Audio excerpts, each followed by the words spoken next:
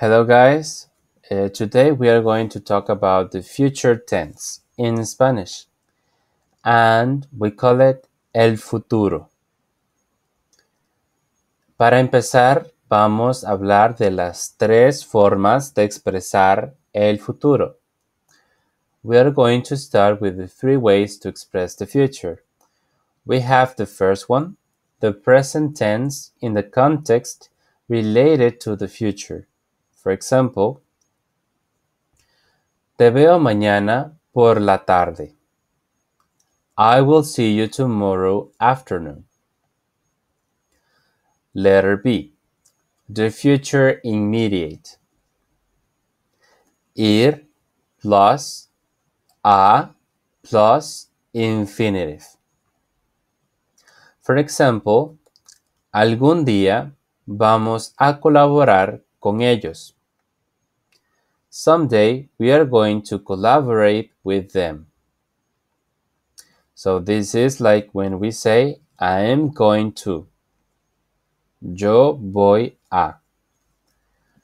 The future tense, we have this example that is, I will become a politician. Yo llegaré a ser un político. So we have three ways. Just try to remember it and we can continue. We are going to conjugate the regular verbs in the future. To form the future, we add the appropriate endings to the verb in infinitive. So, for example, we have all of these endings according to the conjugation or according to each subject. So, as you can see, we are going to start with the I will speak, yo hablaré. So you can continue with the rest of the words. We are adding endings, we are adding letters in these cases. All the verbs conjugated in the future tense use the same endings. That it means all the regular verbs have the same endings.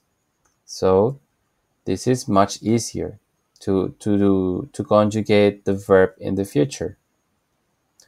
So we are going to see some examples, like for example, the verb hablar, to speak. So as I mentioned before, we are going to add letters. In this case, yo hablaré. The second one, comer, to eat.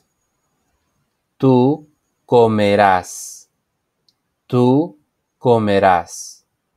And the verb vivir, to live. Él, ella, usted vivirá.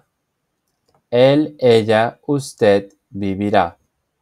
We can continue with the same with the first verb, hablar, and we can say nosotros hablaremos. Also, we can say comer. Vosotros comeréis. Vosotros comeréis. And finally, vivir. Vivir and ellos vivirán. Ellos vivirán.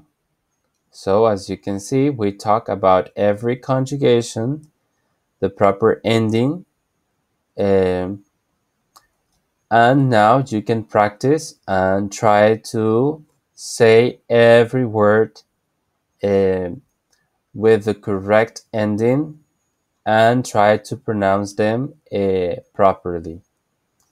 So I'm going to continue. And we are going to see the conjugation of irregular verbs in the future. So for example, here we have 12 verbs that have irregular stems in the future. So as you can see in the example, in this chart, we have 12 verbs, and also in the second chart, we can see the proper stem. So we have to change the stem to make the future in these irregular verbs. So to start, we have the verb caber, to fit. So we change to a CABR. And if you want to talk about the subject I, yo, you can say yo cabré. Yo cabré. I will fit. I will fit. So this is like a formula. We can try to create the future tense with these irregular verbs. In the second case, we have decir, to say, to tell. In this case, we change the stem like dir, dir. And if you want to say, you will say, in Spanish, you're going to say, tú dirás. Tú dirás.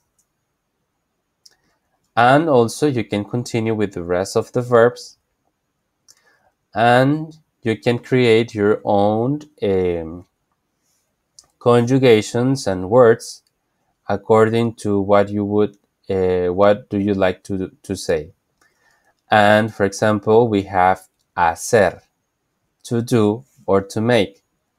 Haré, that it means I will make, I will do. Haré. Poder, can, or to be able. Poner, to put, to place. Querer, to want. Saber, to know. Salir, to live, to go out. Tener, to have. Valer, to be worth.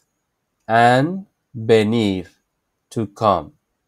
And all of these have a different stem that you have to practice, and you will learn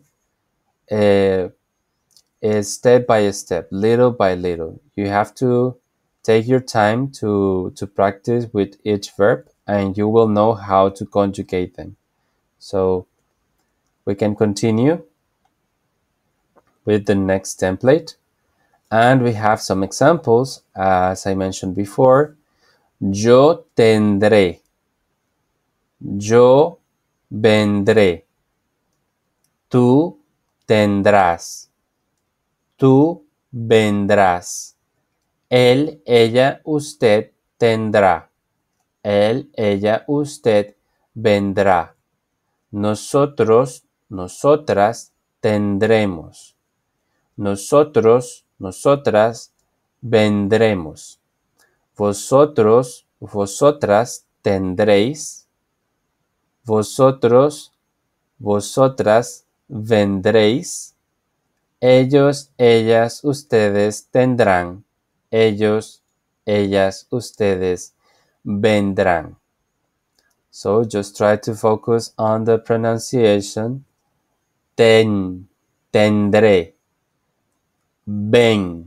vendré. So all of these verbs, you can practice the pronunciation, and you will learn how to pronounce them. So we have the verb tener, to have, and venir, to come. Usando el futuro para expresar probabilidad en el presente. So this is really important, because in Spanish, when we want to talk about the future, but we have uncertainty, we don't know. So in those cases, when we want to express probability or conjecture, we use the future tense. Also, in English, we have number of ways to express probability or conjecture. So it is not frequently to use the future tense. So that's the biggest difference in Spanish and English.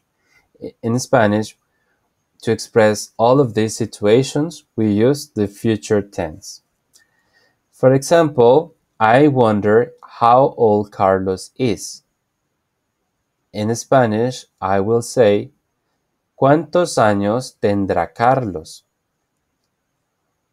In the second case, who could that be at that door? Who could that be at the door?